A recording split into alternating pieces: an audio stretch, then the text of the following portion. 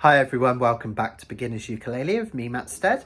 In this video, we're going to learn all about waltz or 3/4 timing.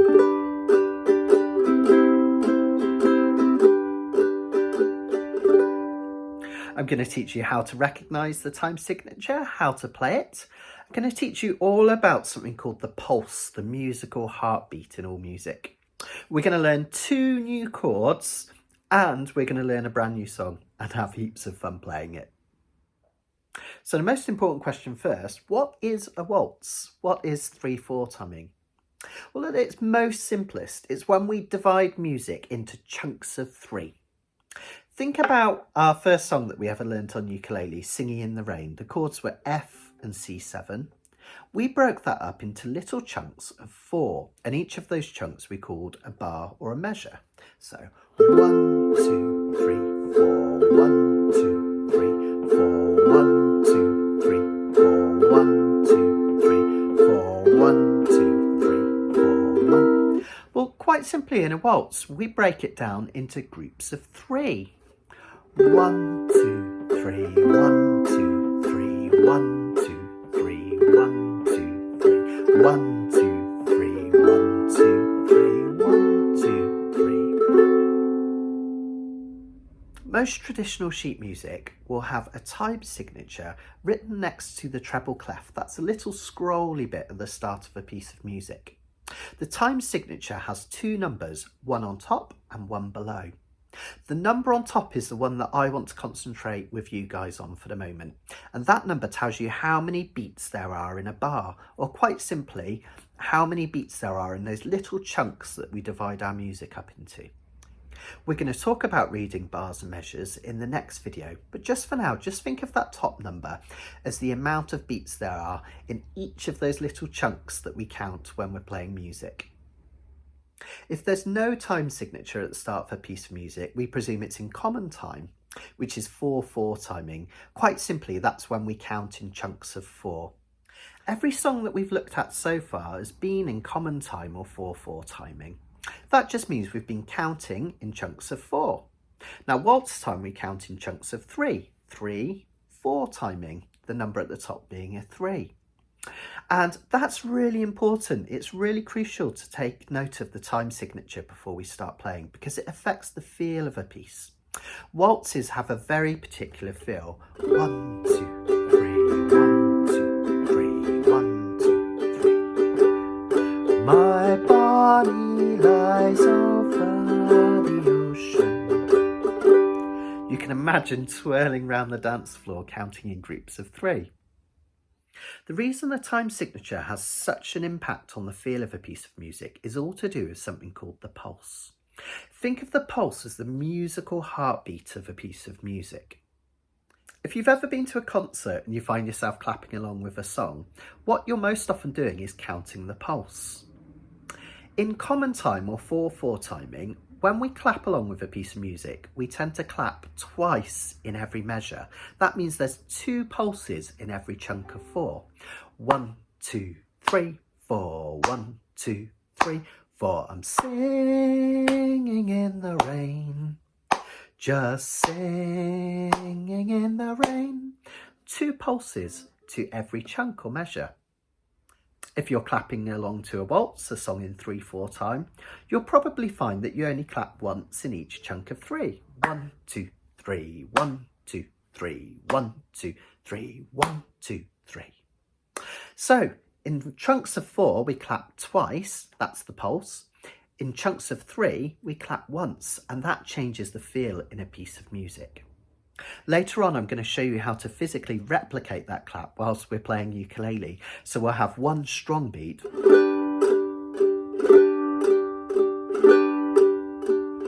in each chunk of music. Now, before we get playing, don't get tricked into thinking that each of one of those chunks of music is a chord change. Sometimes we stay on a chord for longer than one of those chunks. 1, 2, 3, 1, 2, 3, 1, 2, 1, 2, 3. Each of those chords were 2 chunks of 3. Sometimes we do change after 1. 1, 2, 3, 1, 2, 3, 1. There's no hard and fast rules in terms of when we change chords. Now, it's really important we take heed of a time signature when we're playing a piece of music. Have a listen to the first line of My Bonnie Lies Over the Ocean, which is going to be the song we're going to learn today.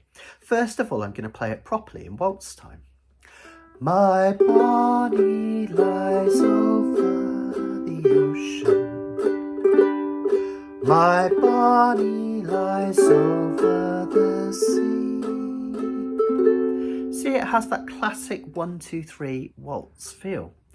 If I play it wrong and I play 4 beats in each chunk, it's going to feel wrong. It's going to feel stodgy and too long. Have a listen. My Bonnie lies over the ocean. My Bonnie lies over the sea. Now in 3, 4. My Bonnie lies over the ocean. Massive difference, right? So let's try it. Let's try playing in 3, 4 timing, waltz timing. So just strum down slowly on every beat with me like this. I'm going to play a G chord if you'd like to join in. 1, 2, 3. And I'm just going to strum down and count groups of 3 slowly like this. 1, 2, 3. 1, 2, 3.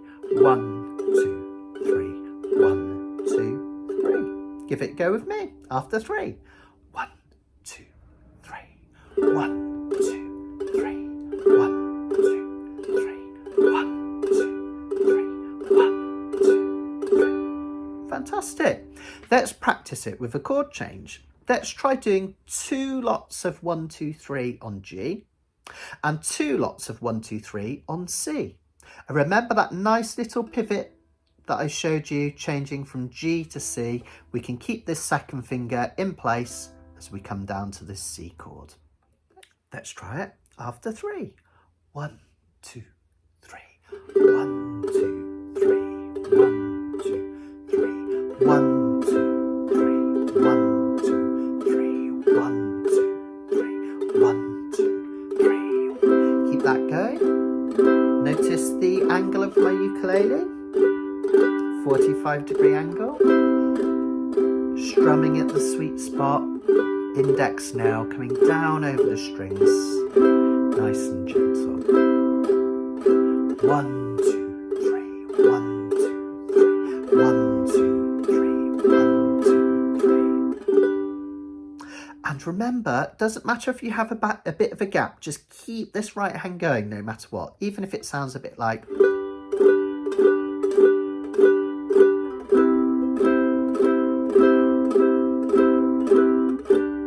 Even if it's a little bit messy, just keep this right hand going no matter what, because we need to teach it to play in time. Now let's get back to that pulse we were talking about earlier. Remember, each group of 3 has a strong pulse at the start. If you were to clap, 1, 2, 3, 1, 2, 3, 1, 2, 3. That strong pulse is at the start of each chunk or measure.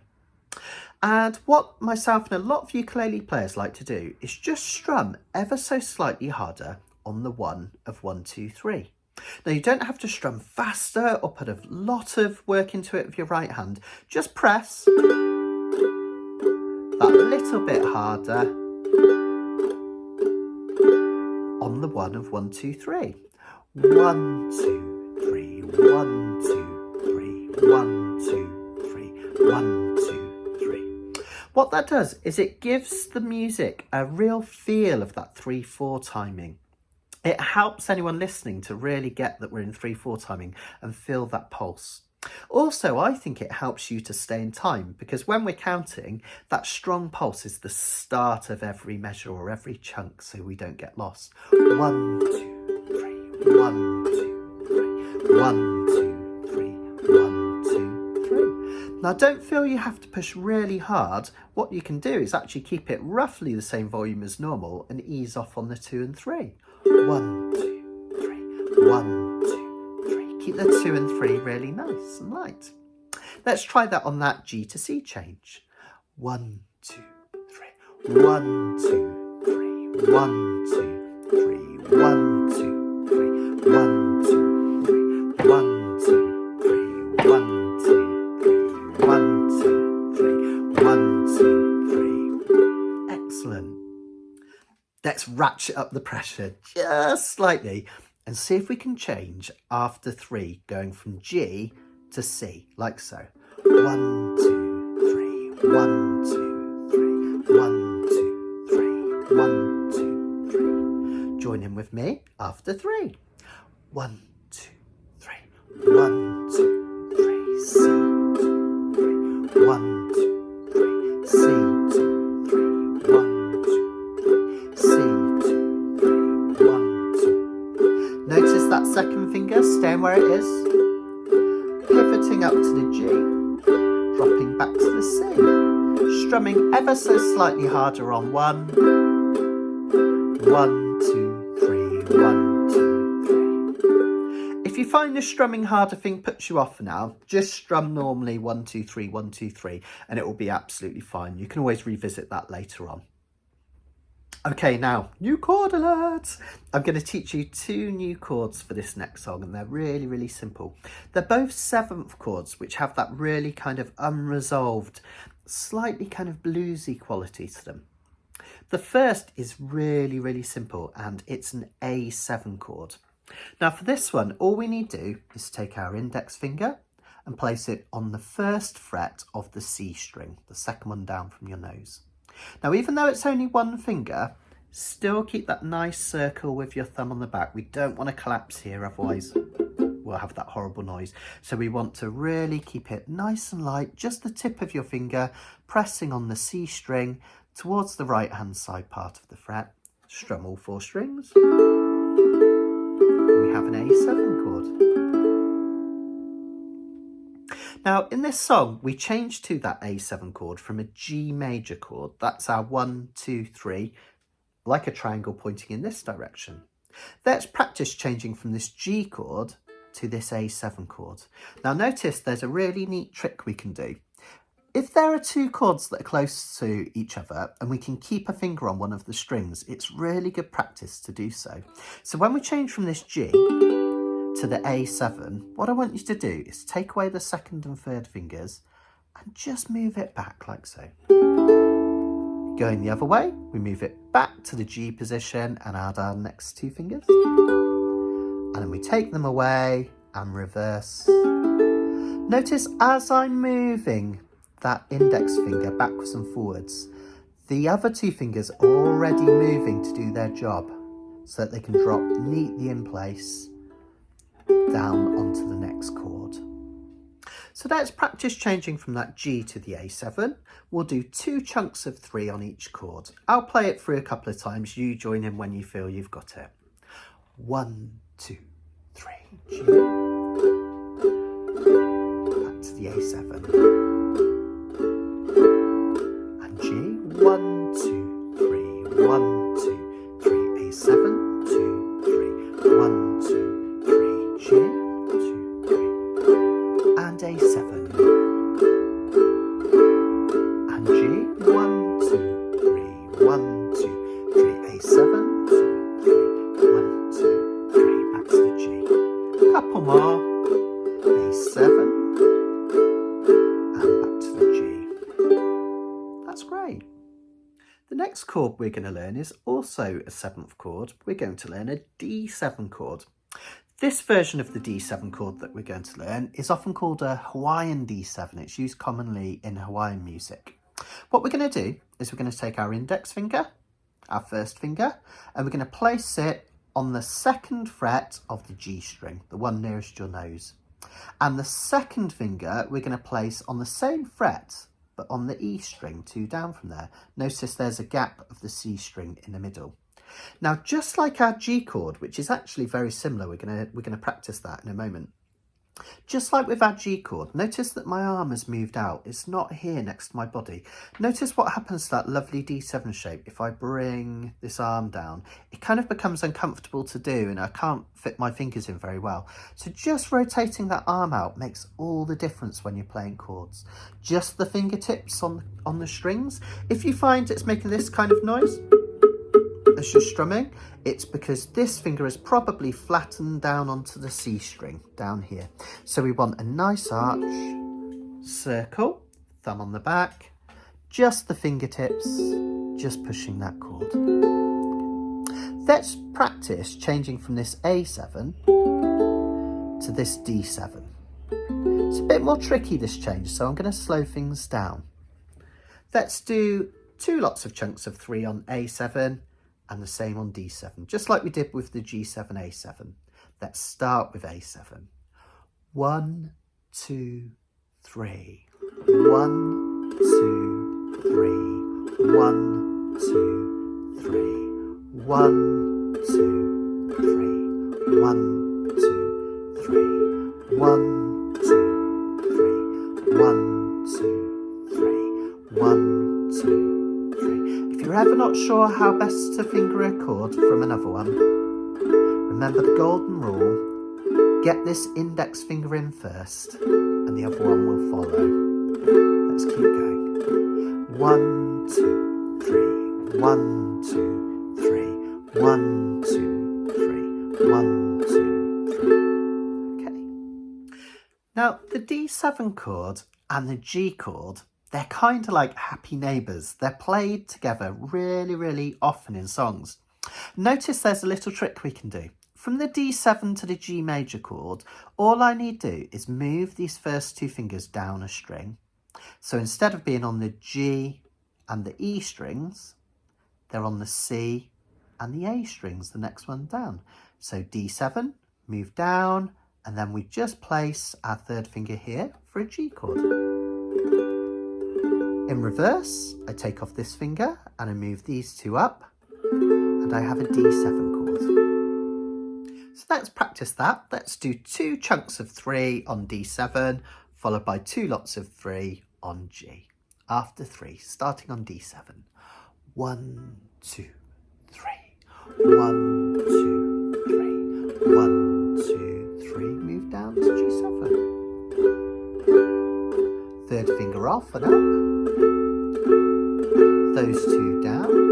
And the 3rd on.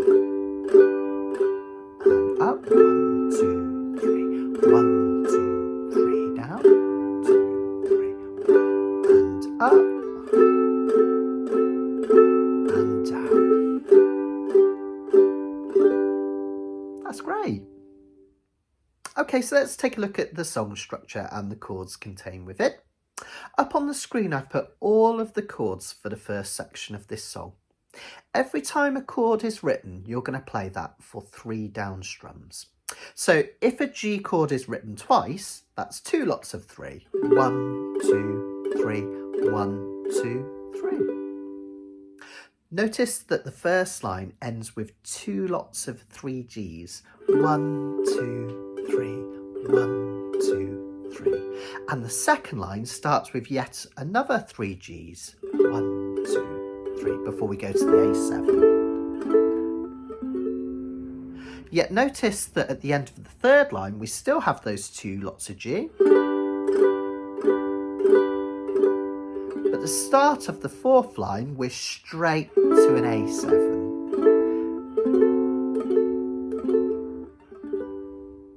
Now, if you can, pause the video here and scribble down these chords on a piece of paper as they're written. Of course, when we do the song proper, I will have the chords flashing up, but it just sometimes really helps to know which ones are coming, and it will help with your practice later on. So this is the first half of the song. Let's have a look at what's happening in slow motion. See if you can play along in slow motion. Remember each of those chords being a group of 3. So we start with G for 3. 1, 2, 3, G. Then we change straight to a C. Pivot on that 2nd finger. And we're back to a G. 1, 2, 3, 1, 2, 3. Now the second line we have another 3 Gs. A7.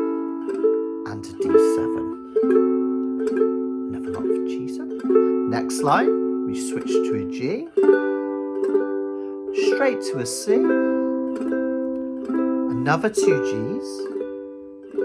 Now notice this time, straight to an A7, a D7,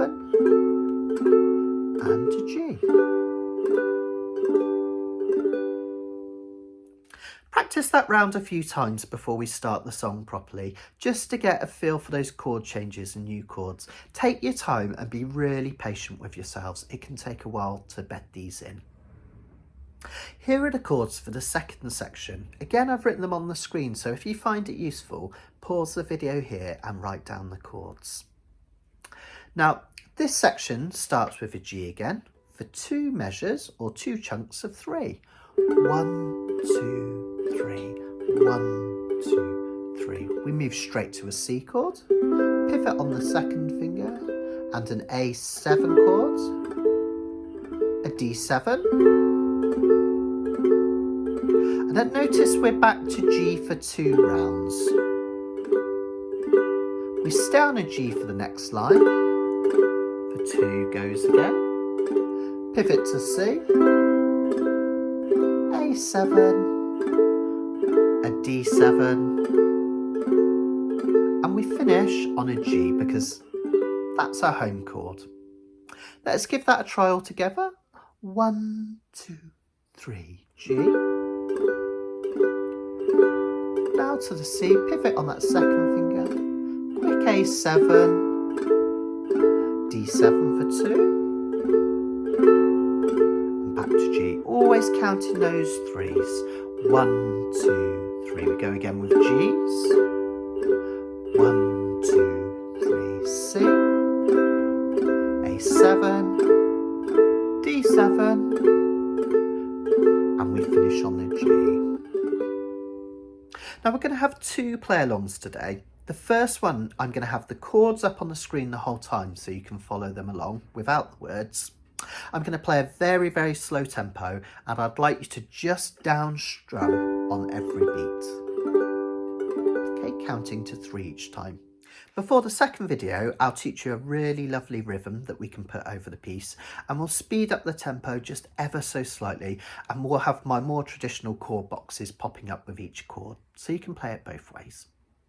Here we go. I'll call out the chords as we go. After 3 slow down strums, follow along with me. 1, 2, 3, G, to C, pivot, and back.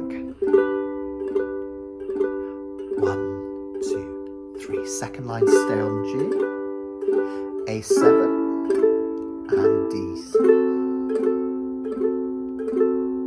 Another G, C, back to G. Straight to A7 this time, D7 and G. Here's the second section, stay on G, 1, 2, 3, here's our C, A7, D7, back to G. Here's the next line, G, C, A7, D7, and we'll slow down slowly and finish on a G. So what if we wanted to put that rhythm we're using in earlier videos into this one? The walk, running, running, running. Now, remember that covers 4 beats. Walk, running, running, running. 1, 2, and 3, and 4, and. So quite simply, if we want to put this into 3/4 timing, we just play walk, running, running. Walk, running, running, walk, running, running. 1, 2, and 3, and 1, 2, and 3, and. Flip your ukes back to front and tap along with me. 1, 2, 3. Walk, running, running, walk, running, running, walk, running, running, walk, running, running. Fantastic. Flip your ukes back over, finger a G chord, and strum with me. Walk, running, running, walk, running, running, walk, running, running, walk, running, running.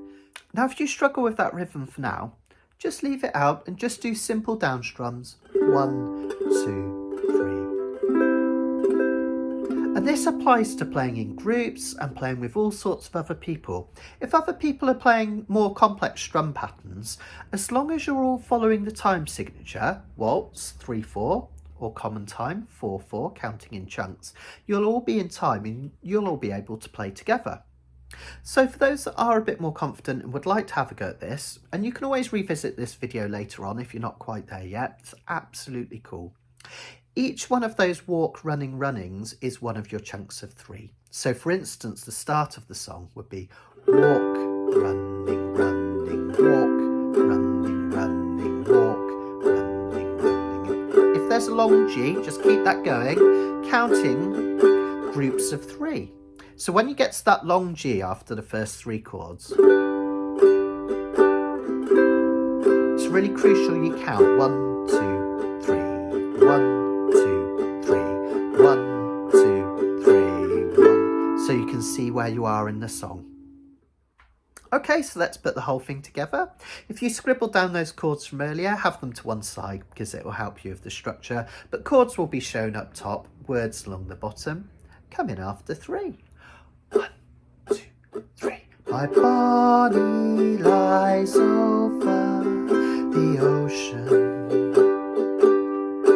My body lies over the sea.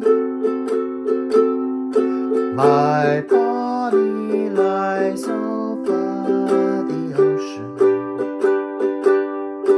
Oh, bring back my body to me. Bring back, oh, bring back my body to me, to me. Bring back, oh, bring back my body to me.